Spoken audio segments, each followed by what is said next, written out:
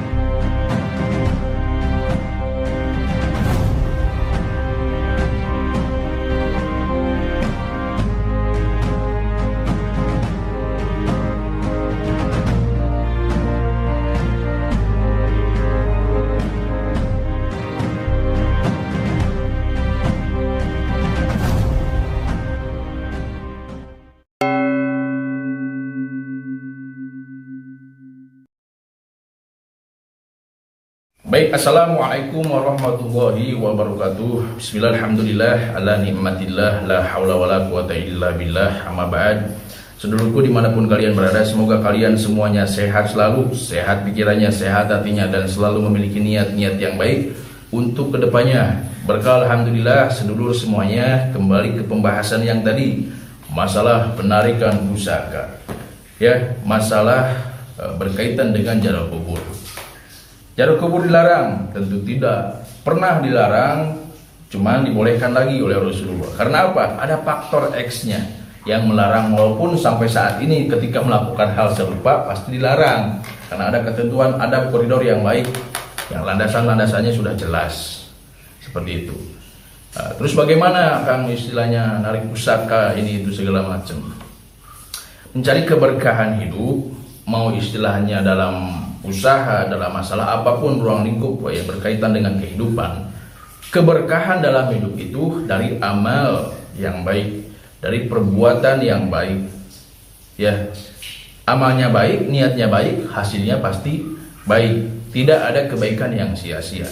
Jangan berangan-angan, jangan istilahnya takabur, apalagi kita mengaitkan dengan hal-hal yang tidak baik. Ya. Contoh orang, kita pembahasan masalah ziarah kubur dulu lah. Ketika ada orang berziarah kubur, itu sangat baik karena itu amal soleh, ya, amal kebaikan. Banyak hikmah yang bisa dipetik, banyak pahala yang bisa kita raih.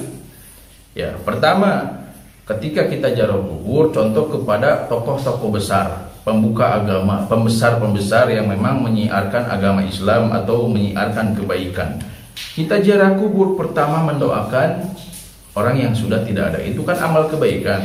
Mendoakan orang yang sudah wafat itu amal kebaikan. Kedua, ketika memang itu pembesar dan tokoh-tokoh yang membuka agama, kita bisa tahu, paham jejak rekam ketika beliau masih hidup, apa yang dilakukannya, sejarahnya seperti apa. Jadi kita tahu ada manfaat, hikmah, pelajaran kehidupan yang bisa kita petik dari semasa kehidupannya beliau gitu. Nah, pertama mendoakan yang sudah tidak ada, kedua ada hikmah kebaikan yang kita bisa petik. Itu kan amal baik, amal soleh. Jangan istilahnya kita mencampur adukan dengan hal-hal yang tidak logis. Ya, kita istilahnya meminta ini, meminta itu. Ya itu udah ngaco. Apalagi narik pusaka, ini yang paling salah. Akan saya bahas. Ketika orang mengatakan ini pusaka untuk A, untuk B, untuk kekuatan, untuk kerizikian, untuk keselamatan, ya, untuk pengasihan dan yang lain sebagainya.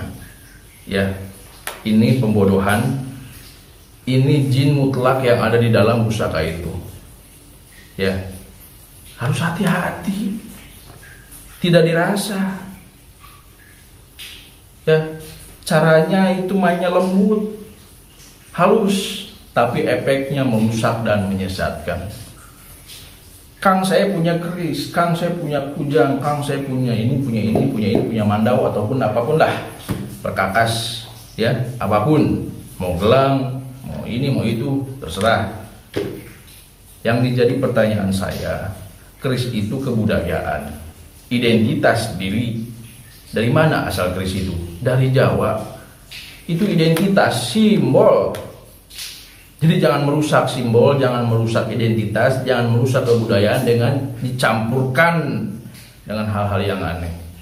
Ini udah banyak orang-orang yang ngaco nih di Facebook, di YouTube saya sering lihat gitu. Merusak ini, apalagi kalau membawa nama-nama agama. Miris melihatnya. Ya, guru saya pun sering gitu mengingatkan dalam hal-hal seperti ini. Terus apalagi? Ya, kujang. Identitas diri, simbol diri, kebudayaan yang ada di Pasundan. Kalau keris dari Jawa, kalau kujang dari Pasundan. Simbolnya ada gitu. Untuk pengusaha besar, kujangnya seperti apa? Untuk tokoh agama seperti apa? Ya, untuk para istilahnya pendekar, kan dulu suka ada tuh, zaman dulu pendekar ini, pendekar itu. Kujangnya seperti apa? Kan simbol, ciri identitas.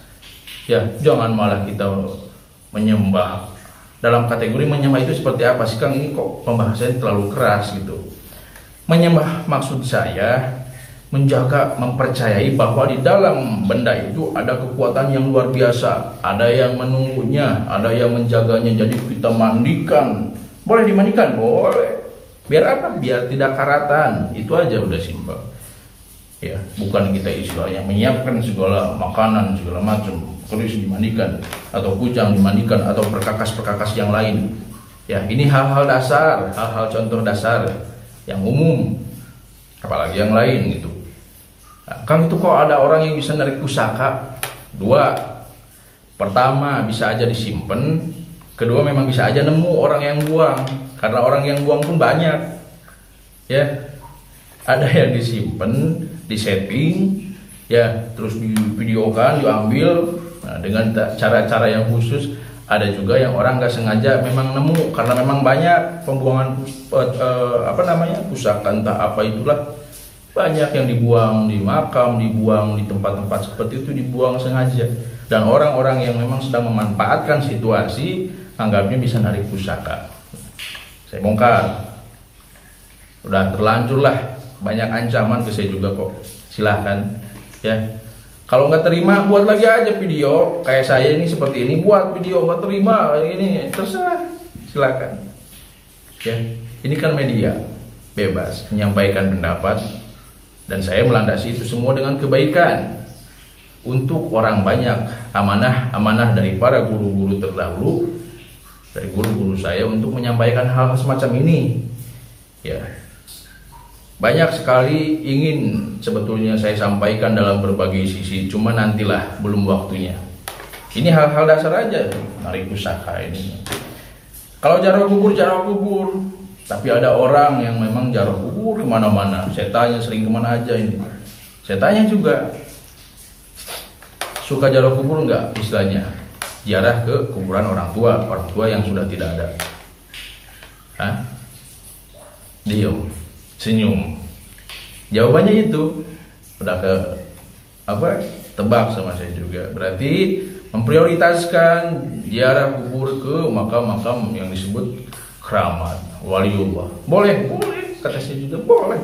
Tidak yang mempersalahkan, malah baik, bagus. Cuman ada tata cara, niat harus baik.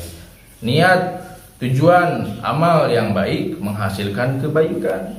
Jangan sampai dicampur adukan dengan keburukan. Sebaik apapun amal, ketika niatnya jelek, pasti hasilnya tidak baik.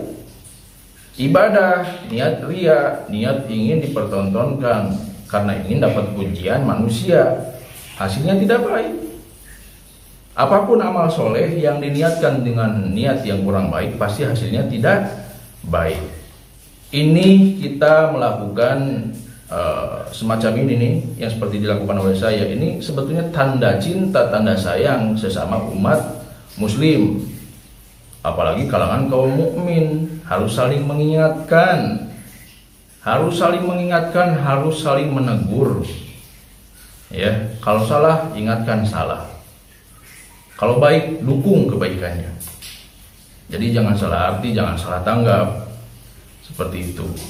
Ya, saya hanya berharap karena memang hakikatul insan, hakikatnya sebagai manusia, kita semua ya ibadah, nggak ada yang lagi. Ya, apapun dilandasi dengan niat ibadah. Tidak ada yang lain. Ya, mau jaroh kubur, mau ini, mau itu. Nah, udahlah, pokoknya jangan mau apalagi beli pusaka untuk pengasihan, untuk kewibawaan, untuk kedugalan, untuk kerezekian, nggak ada.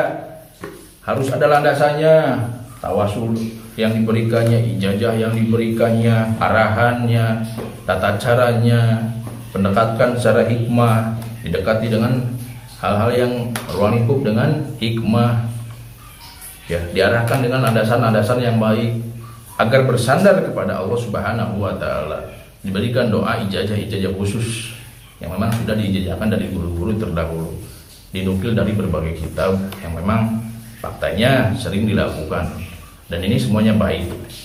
Yang tidak baik itu ketika niatnya salah dan dicampur adukan dengan hal-hal yang tidak masuk akal, sesuai, ataupun yang tidak sesuai gitu, yang tidak sesuai bertabrakan dengan syariat Islam. Itu yang harus dihindari lah, seperti itu. Jadi harus yang baik-baik aja lah. Udah, sebetulnya dalam masalah spiritual itu menenangkan, bukan membingungkan. Spiritual itu menenangkan batin, menenangkan pikiran, mendekatkan diri kita kepada Allah Subhanahu wa Ta'ala, mengaji diri, aji rasa, mengolah diri, mengolah rasa. Itu aja ruang lingkupnya, tidak ada yang aneh. Ya, malah menenangkan, membawa kebaikan, keberkahan dalam kehidupan. Mungkin seperti itu, silakan disimak dari awal hingga akhir agar manfaatnya bisa dipetik dengan seutuhnya. Seperti itu. Saya tutup, semoga ada kebaikan, manfaat, dan setiap kesalahan itu semuanya murni datangnya dari saya pribadi. Akhirul kalam, wabillahi taufiq wal hidayah. Wassalamualaikum warahmatullahi wabarakatuh.